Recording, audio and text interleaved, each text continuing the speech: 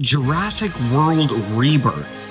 Is this a rebirth, a re-energizing of the franchise, or is it just the same old, same old? Let's talk about it.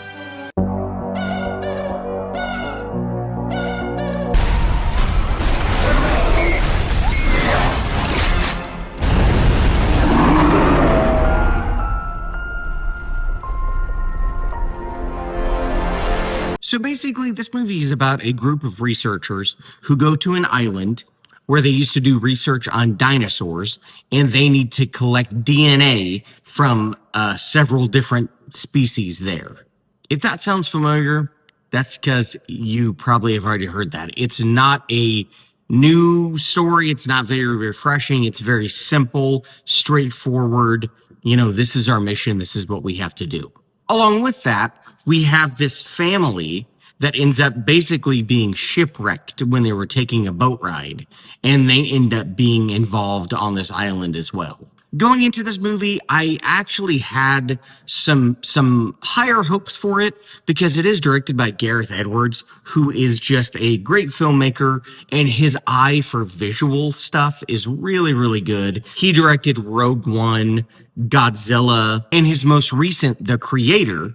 Those were all good movies that I really enjoyed. And not to mention, the writer of the first Jurassic Park movie was returning to write the script and story for this film.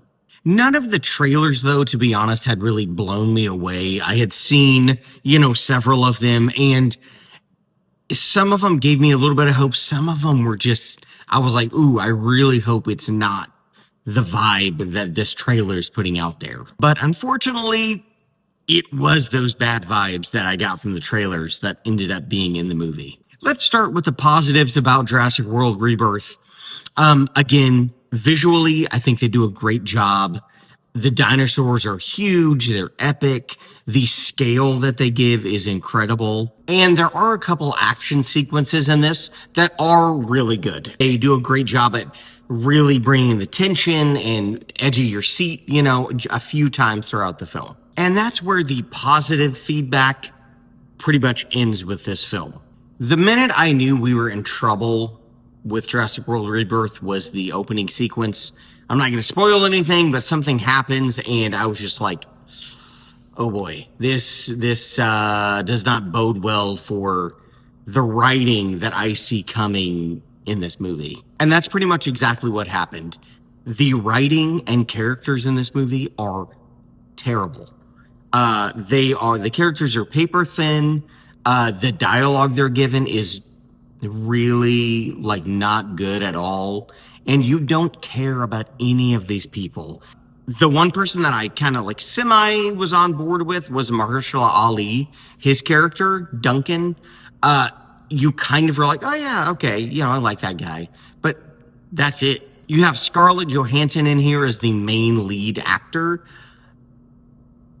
I really didn't care about her character at all. We also have Jonathan Bailey's character in this movie, who brings a little bit of quirkiness and levity to the film, and he's kind of a likable person.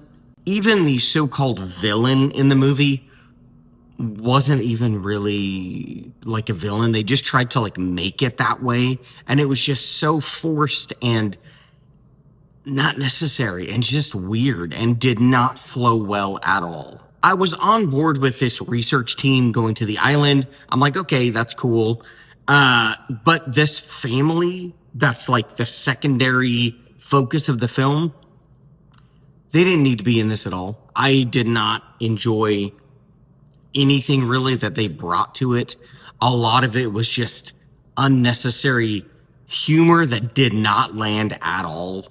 Again, the writing was just really bad. Something that also really bothered me about this movie is that there were so many plot conveniences all throughout the film. To get here, we have to do this. And it would just continually make these really weird decisions and coincidences oh, all right, well, okay, now we're able to do that. And it felt very clunky and just taped together and just not well crafted at all. A big part of what I remember about the Jurassic Park movies growing up was the music. I mean, I did a rewatch of the older ones recently, Jurassic Park, The Lost World, and those classic ones, they have such a good musical score. And to be honest, this one didn't have any like memorable music to me. It kind of had that, classic Jurassic Park's orchestra part in it, and that was it. Like the music was not a standout at all. I don't remember like anything about it. I was just really hoping that they would bring some new life to this franchise, maybe just change it up somewhat so it's refreshing, it's new. The writing and the characters were like a lot more interesting. This just didn't do any of that for me. And I mean, if you're going into this looking for just a, Jurassic Park dinosaur movie, you may enjoy it. I mean, there are again some good sequences in it, but for me, it did nothing to move the needle. This movie made me question, why is it so hard to make a well-written, character interesting dinosaur movie? It's been a while since we've gotten one of those. Now, don't get me wrong, this movie is going to make all the money in the world. I would not be surprised if this ends up being a $1 billion movie, because people love dinosaurs eating people. That's just how it goes. Even if it's poorly written, it's still going to make all the money in the world. Overall, guys, I was just disappointed with Jurassic World Rebirth. I was hoping for something better, something refreshing, but it wasn't that. And just, that's the way it goes sometimes. But have you seen Jurassic World Rebirth? Are you going to go see it? Let me know what you think about it down in the comments below. I would love to hear your feedback. Maybe you loved it. I mean, I would love to hear your thoughts on it. Please like and subscribe. I would really appreciate that. And I hope you guys are having a great week.